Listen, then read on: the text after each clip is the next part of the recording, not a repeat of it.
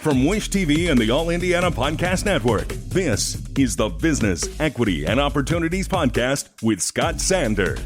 Welcome to the Business, Equity, and Opportunities Podcast. I'm Scott Sander. On this episode, Casey Harrison specializes in helping businesses build effective communication strategies. With the help of a new digital workbook, she's working to make those strategies more accessible.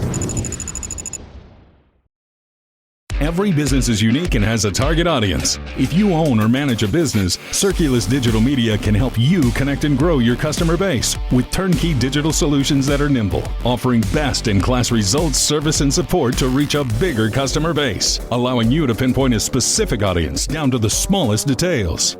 Get outside the city, the state, span the globe. Put Circulus Digital Media to work for you. Get started now at circulusdigital.com. That's circulusdigital.com. This is Business, Equity, and Opportunities. Running your business day to day. Yeah, I'm Casey Harrison, CEO of Polished Strategic Communications. It was a happy accident. I had no intentions of being an entrepreneur, and then a couple of life pivots happened, and I recognized there was an opportunity not just to do more specialized communications work, but to really align the work I was doing to some of the values that I really care about. So I started my company about 19 months ago, and since then have been really fortunate to work in a variety of industries, really focusing on storytelling and communication.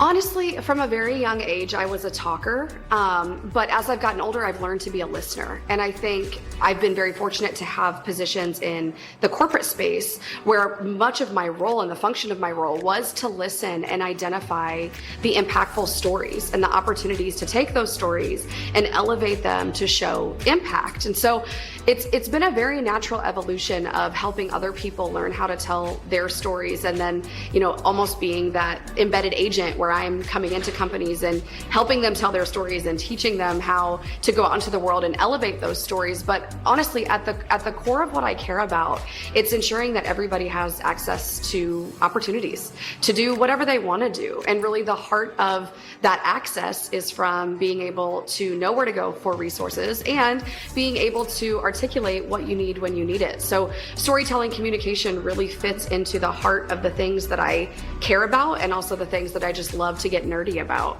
So at the tail end of 2024, I created Gem Drop, and I launched it in January. And honestly, there was no plan for that workbook. It's an e-workbook that is really meant to help people that have either an existing business, or maybe just an idea for a business, or maybe a company that just doesn't have the marketing or communications knowledge on staff that they need. So this workbook is available to purchase digitally, and the whole purpose of it is to put it to work.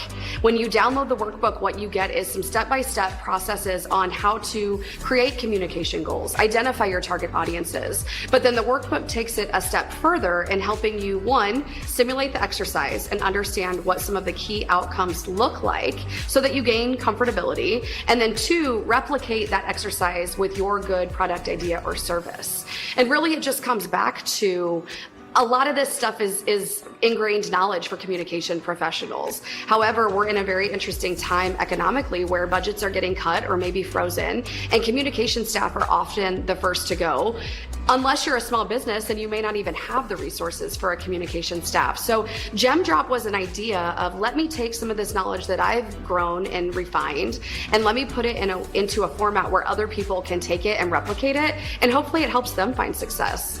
Yeah, accessibility is critical to what I do. I think that I've had a lot of really fantastic and wonderful privileges in my life, but I also recognize that a lot of the systems that we exist in were created to allow me to benefit very naturally. And so part of what I hope to do is to break barriers to access so that people can get the information that they need, no matter who they are or where they come from or what they look like.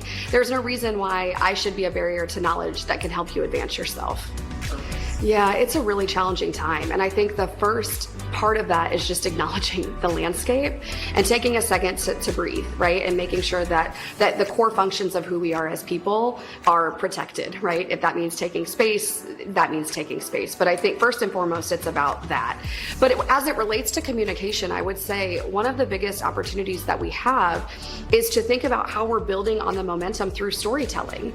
We've seen a lot of impact locally with initiatives like Business Equity for for Indy, among others, the Hispanic Business Council, the work that the Indiana Latino Institute is doing. I mean, we've seen tremendous headway in what Indianapolis looks like as a more intentionally equitable community.